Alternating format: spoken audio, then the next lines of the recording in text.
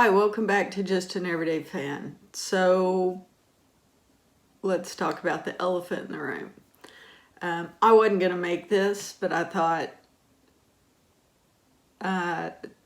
due to obvious reasons, if you're watching this video, I thought it's going to be weeks before this thing absorbs, so I need to go ahead and try to get something out. And I'm sorry, and I'm late.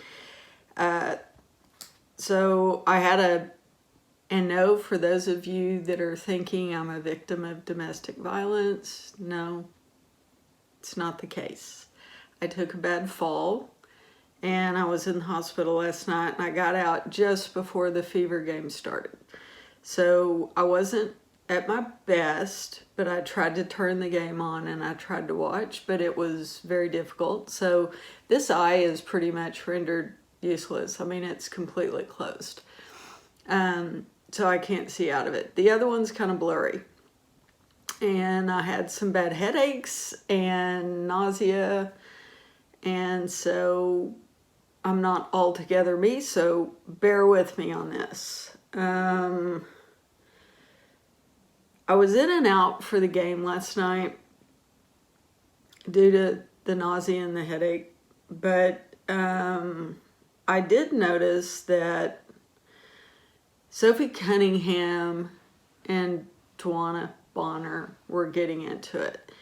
I noticed that Sophie Cunningham was the only one that showed up to play last night. So Sophie, thank you very much. Your effort is greatly appreciated. I did not see Sydney go down, so I hope that Colson is okay. I'm going to have to go back and see if I can possibly rewatch the game before tomorrow. But, so just do a quick summary. Atlanta took Chicago, the Storm took Connecticut, and the Mercury annihilated the Fever. Now, I was drugged, and I was somewhat watching the Fever game through one eye, and that still saw the same thing. Stephanie White, what in the hell is she doing with the lineup? I cannot figure this woman out to save my life. You're not down 30 plus points and take your players out of the game and put your B team in. You come back, you fight, you try to do what you need to do.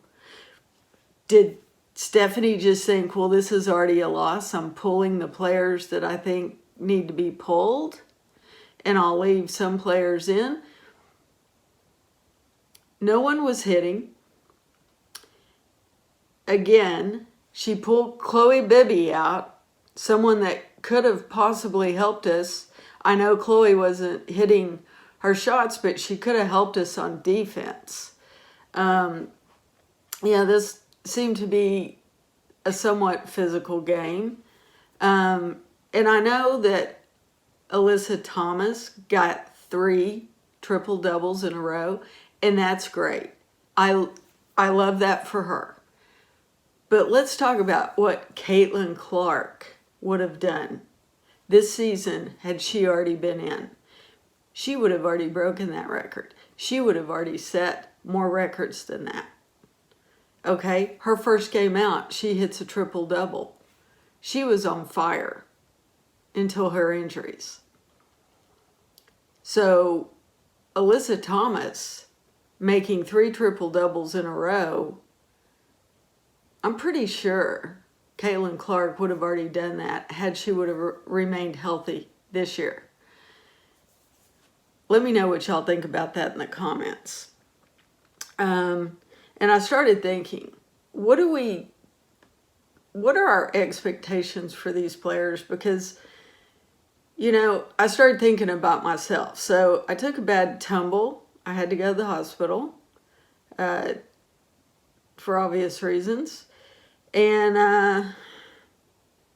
I started thinking about my expectations of myself, and I started thinking about Caitlin Clark and these WNBA players and what their expectations of themselves must be like.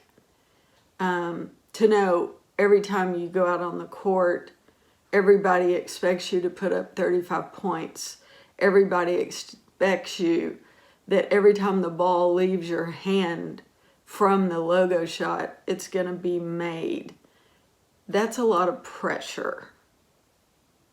So I think when Caitlin Clark returns from her injuries, I'm going to have a little bit more grace. I think when a player's not doing well, I'm going to have a little bit more grace. So Caitlin Clark is out. Something has happened in the last, week. Something's happened because it's showing. It's showing in Sophie and her agitation. It is showing in Lexi and her not being able to hit anything. Lexi was, weeks ago, Lexi was the number one in 3 points in the corners. And now she can't hit anything. She can't hit the broadside of a barn. Chloe came in with a bang. And now something's going on. She can't hit. And then we can talk about Mitchell and how she's supposed to be leading the team and how she's supposed to be the one putting up the points. Aaliyah Boston held. Mitchell held. What's going on with this team? The only thing that I can see is that it leads back to the inept coaching of Stephanie White. I do not understand her rotations. I do not understand anything about her gameplay and her strategy.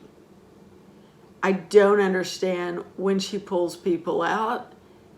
I know nothing about basketball, and I don't think I would have made the moves that Stephanie White would have made last night, even in my lesser than state. So Stephanie White, what are you doing to this team? Because before you came to the Indiana Fever, this team was a team. And you have totally ripped it, dissected it, alienated it,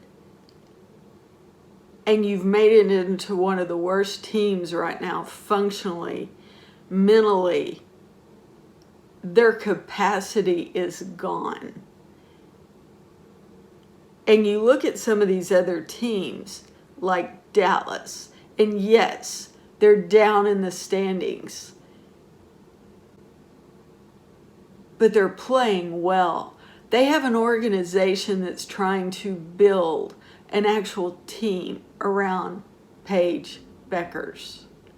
So Stephanie and front office Indiana Fever, I'm not so sure what y'all are doing. And if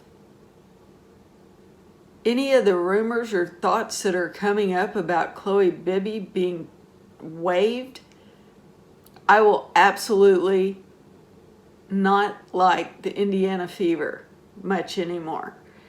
You have totally ruined Caitlin. You have ruined the team. You have ruined the cohesion. You've ruined everything. You've isolated everybody. And I'm sorry if this upsets people, but Stephanie White needs to go. She needs to go. The front office needs to get their shit together.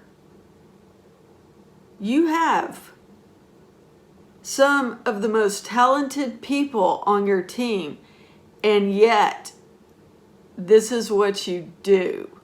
You fail to reinforce them. You fail to do everything while other teams are building, waving, trading. Indiana Fever sat and did nothing. And now, what happened? We have no point guards. None. Zero. Zip. So you might see Aaliyah Boston coming down as point guard, leading up to the finals.